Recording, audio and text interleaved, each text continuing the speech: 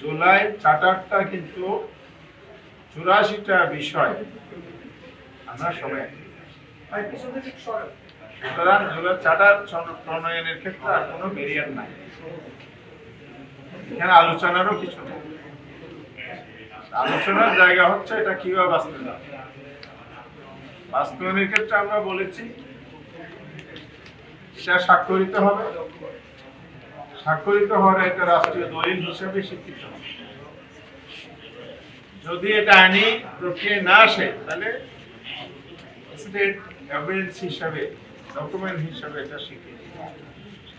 তাহলে আমরা যে আগামী দিনের বাংলাদেশ গড়ার স্বপ্ন দেখছি, সুশাসন, ন্যায় বিচার, গণতন্ত্র, জবাবদিহিতামূলক জনকল্যাণমুখী একটি রাষ্ট্র কায়েম হবে, পুরনো যে ফেসিবাদী আমলের সবকিছু সংস্কার করে দিয়ে মুছে পরিষ্কার করে নবযাত্রা যে শুরু হবে, তার জন্য জুলাই চার্টারের আইনি ভিত্তি এখন ওয়েট, আইনি ভিত্তিটা কিভাবে আমরা বলেছি লিখিতভাবে, আজকেও আমরা মৌখিক আমরা বলেছি এটা হতে হবে একটা শক্তিশালী আইনি ভিত্তি, যাতে পরবর্তীতে চ্যালেঞ্জের মুখে না পড়ে, চ্যালেঞ্জ করে এটাকে আবার রহিত করার সুযোগ না হয়।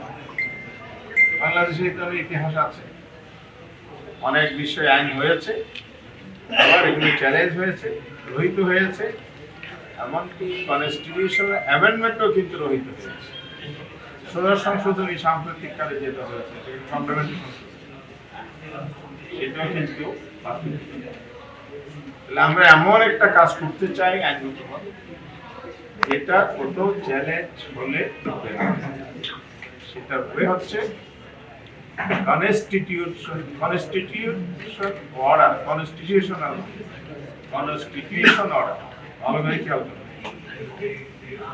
এটা সংবিধান আদেশ। কনস্টিটিউশনটা সংবিধানের ভিতরে ব্যাখ্যা করার সুযোগ আছে, যেহেতু বাংলাদেশের সংবিধান গণঅভ্যুত্থানের প্রেক্ষিতে যে সরকার গঠন হয়েছে সেটা সাংবিধানিক প্রসেস হয়েছে, এবারে বিতর্ক আছে। তাহলে একটা দুর্বলতা এখানে আছে। অর্ডার শিটটা আপনারা নিশ্চয় পেয়েছেন, অর্ডার তো না, এটা অ্যাডভাইস যেটা করেছে আমাদের অ্যাটর্নি জেনারেলের অপিনিয়নের প্রেক্ষিতে সুপ্রিম কোর্ট এবং আইনি ভিত্তির রচিত হয়েছে বলে অনেকেই মনে করেন। একটা সাজেশনকে লিগেল বেস ধরা, সেই ভিত্তিতে একটা সরকার গঠন করা, এটা অনেকেই ভুল বলছে। লিগেল এক্সপার্ট অপিনিয়নে এটা ভুল বলে মতামত। তাহলে এই ধরনের আরেকটা ভুলের পথে আগানো যাবে না। সংবিধানের 106 অনুচ্ছেদের বলে যেটা বলা হচ্ছে, এটা আগেও একটা ভুল পদক্ষেপ ছিল বলে অনেকে মনে করে লিগেল এক্সপার্ট, এবং এখনো একই লাইনে যদি আমরা হাঁটি তাহলে আবার এটা চ্যালেঞ্জে পড়বে।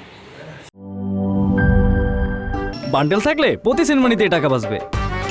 বিকাশ সেনমানি বান্ডেল কিনে জিতুন প্রতি লেনদেনে।